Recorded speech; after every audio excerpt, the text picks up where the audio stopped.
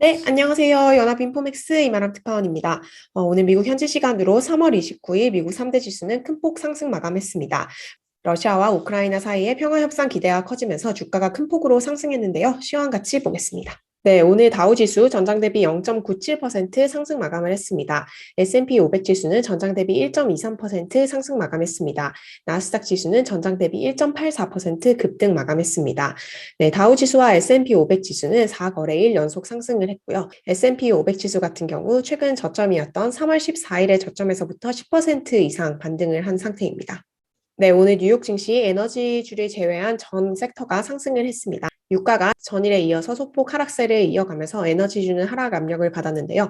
이외의 모든 종목이 상승을 했고 기술주 그리고 부동산 관련주가 큰 폭으로 상승을 했습니다. 네, 오늘 아무래도 시장을 가장 크게 움직였던 이슈는 러시아와 우크라이나의 대화 기대감이라고 할 수 있겠습니다. 이제 러시아와 우크라이나가 터키에서 이제 5차 평화 협상을 진행을 했습니다. 우크라이나는 이제 자국에 대한 안보가 보장이 될 경우 러시아가 요구해온 중립국화를 받아들일 수 있다라고 제안한 것으로 알려졌고요. 러시아 측도 협상이 건설적으로 진행됐다라고 평가를 했습니다. 이제 러시아 군이 회담 직후에 신뢰 강화의 차원에서 우크라이나 수도 키이우와 북동부 체르니우에 대한 군사 활동을 대폭 축소할 것이라고 발표를 했습니다. 5차 협상이 4시간 가량 진행이 되었는데요. 회담은 내일 다시 이어지는 것으로 알려졌습니다. 네, 이제 우크라이나와 러시아 전쟁이 이 수준에서 조금 일단락 될 수 있다라는 기대감이 커지면서 이제 월가에서도 피스 트레이드, 평화 기대감에 따른 어떤 강세 랠리가 오늘 주가를 크게 끌어올린 것으로 해석이 됩니다. 네, 오늘 이제 월가의 공포 지수로 불리는 12호의 변동성 지수도 18.9선에서 마감을 했습니다. 이 지수가 이제 핵심 지지선이었던 20을 하락 돌파해서 20선 아래로 내려갔는데요. 오늘 12호의 변동성 지수는 지난 1월 14일 이후 가장 낮은 수준으로 떨어졌습니다. 월가의 공포 심리가 이렇게 조금 떨어질 경우 리스크에 조금 더 민감한 고성장 기술주가 강한 상승 탄력을 받는 그런 경향이 있는데요.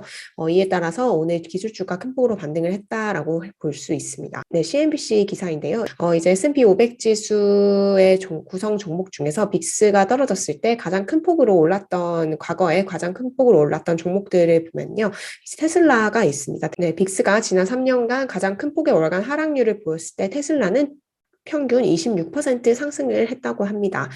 이외에도 옥시덴탈 페트롤룸 그리고 모더나 같은 주식, 모더나 그리고 MGM 리조트 등 이런 주식이 이제 빅스가 떨어졌을 때 크게 호재를 보는 종목으로 알려졌는데요. 네, 그 결과 오늘 모더나 주식 5% 가까이 상승 마감을 했습니다. 네, 또 오늘 이제 나왔던 주요 뉴스 중에 코로나 백신 관련 소식이 있었습니다. FDA가 코로나 2차 부스터샷 접종을 승인을 했습니다. 50대 이상의 경우 그리고 또 네, 화이자 같은 경우 12세, 모더나의 경우 18세 이상 이제 면역 저하자에 한해서 2차 부스터샷 즉 네 번째 접종을 승인을 했고요. 이것이 이제 미국의 백신위원회의 허가를 받기는 전이지만 어쨌든 이제 백신을 허가를 했다는 소식이 나오면서 모더나는 더 큰 폭의 이제 상승 압력을 받았습니다. 반면 화이자는 이제 소폭 하락 마감을 했습니다. 네, 테슬라 같은 경우 네, 최근 이제 주식 분할 소식으로 어제 또 급등을 했었던 테슬라 오늘 강보합 마감을 했습니다. 마이크로소프트, 애플, 알파벳 모두 이제 상승 마감을 했고요. 네, 이외에 이제 항공주라든지 이제 소비 관련된 비자, 마스터카드 이런 신용카드 회사의 주가도 비교적 큰 폭으로 올랐습니다. 유가는 전일에 이어서 하락세를 이어갔습니다. 유가 전일 대비 소폭 하락하면서 증시에 상방 압력을 실었습니다. 이외에 비트코인 가격도 강보합 수준을 나타내면서 우호적인 투자 심리를 드러냈습니다. 네, 오늘 시장 흐름에 관련된 전문가 멘트입니다. 월스트리트 저널의 기사인데요. 이제 유가가 계속해서 하락을 하면서 주가가 상승을 했다라고 설명을 했습니다. 스테이트 스트리트의 전문가인데요. 이런 멘트를 했습니다. 이제 시장이 became much more comfortable, 조금 더 이제 편안해졌다라고 얘기를 했습니다. 이제 연준이 긴축 사이클에 진입을 했다는 것에 조금 이제 시장이 점차 적응을 해가고 있고, 네, 또 연준의 긴축이 경제 성장을 크게 파괴하지 않을 것이다라는 어떤 심리가 좀 시장에 긍정적인 역할을 하고 있다라고 얘기를 했습니다. 그렇기 때문에 아직까지는 주식시장이 우리가 투자를 해야 될 것이라는 심리가 시장에 있다라고 얘기를 했습니다. 네, 또 다른 전문가인데요. 네, 오늘 우크라이나 사태가 looks better, 조금 더 좋아 보이고 buyers are back, 매수자가 이제 시장에 돌아온 상태다 얘기를 했습니다. 이제 우크라이나와 러시아 회담에 대해서 이제 확실하진 않지만 whether it's true or not, 뭐 진짜인지 아닌지는 모르지만 투자자들은 이제 헤드라인, 뉴스 헤드라인에 보는 것에 따라서 반응하고 있다라고 얘기했습니다. 전형적인 헤드라인 장이라고 할 수 있죠. 주식시장은 이렇게 랠리를 이어가고 있지만 오늘 또 글로벌 금융시장에 여러 가지 좀 부정적인 소식도 있기는 했습니다. 네, 미국 연구기관인 차이나 베이지북이 발표한 자료인데요. 코로나가 지금 중국 상하이와 선전 등에서 급격하게 확산을 하면서 이 두 도시가 단계적인 봉쇄 조치를 또 취한 가운데 중국의 제조업 활동, 올해 1분기 제조업 활동이 지난해 1분기 제조업 활동보다 더 큰 타격을 코로나로부터 받았다라는 분석을 했습니다. 이제 시장은 아직까지는 코로나 이슈를 크게 반영하지는 않는 모습입니다. 차이나 베이지북 분석에 따르면 이제 통상 봉쇄 조치가 취해지고 그것이 2주 그리고 한 달 이상이 넘어갈 때 경제적 파급 효과가 막심하게 커진다고 합니다. 올해 중국 국가통계국이 제시한 중국 성장률 목표치가 5.5%인데요.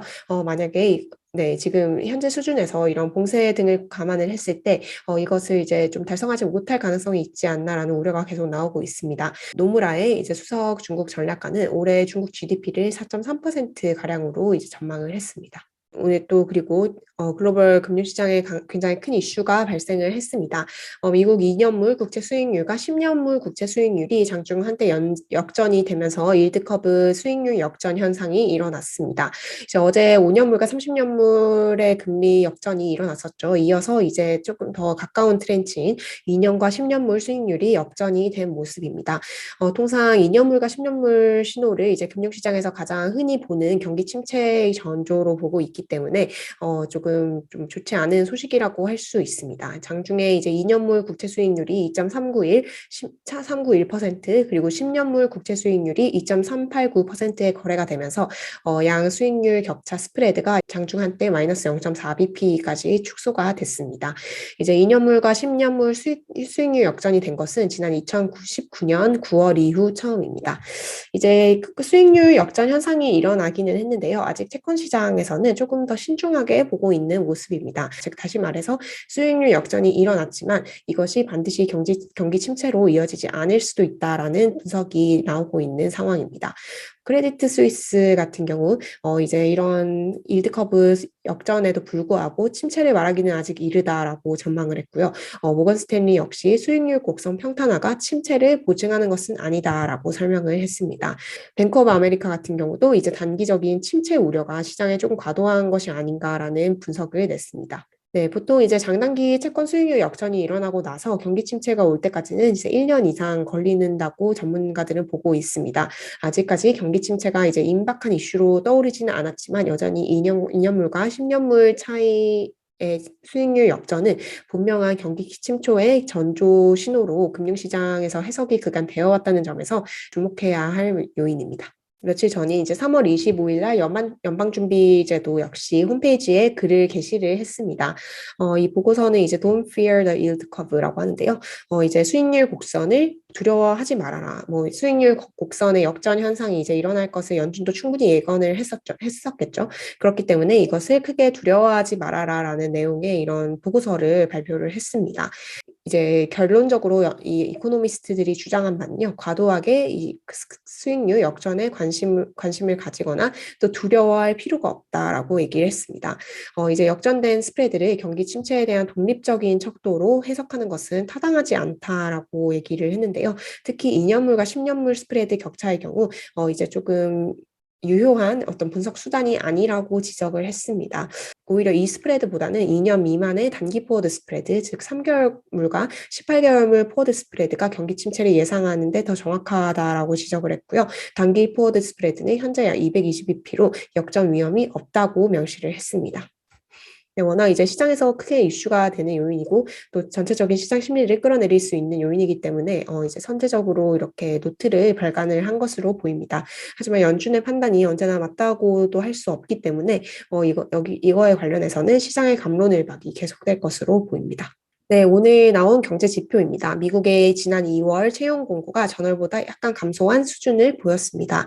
오늘 미국 노동부가 발표한 9인 이직 보고서에 따르면 2월 채용 공고가 1,130만 건을 기록을 했는데요. 이것은 이제 지난 1월 수치에서 소폭 줄어든 수준입니다. 이제 채용 공고가 조금 줄어들긴 했지만 이제 퇴직자들도 더 많아졌는데요. 이제 퇴직자 중에서도 어떻게 해고가 되어서 해고된 사람들보다는 자발적인 퇴직자가 늘어났습니다. 네, 미국의 고용시장은 계속해서 정말 좋은 흐름을 이어가고 있는 모습입니다. 네, 이번 주도 주 중반을 넘어가고 있는데요. 뉴욕 증시는 계속해서 상승 흐름을 계속해서 이어가고 있는 모습입니다. 이 같은 흐름이 계속해서 이어질 수 있을지에 대해서 이제 지켜봐야 할 것 같고요. 채권 시장의 침체 우려가 주식 시장으로 전이가 될 가능성이 있는지 등에 대해서 지켜봐야 할 것 같습니다. 네, 오늘 제가 준비한 소식은 여기까지고요. 내일도 뉴욕 증시 정보와 함께 찾아오겠습니다. 들어주셔서 감사합니다.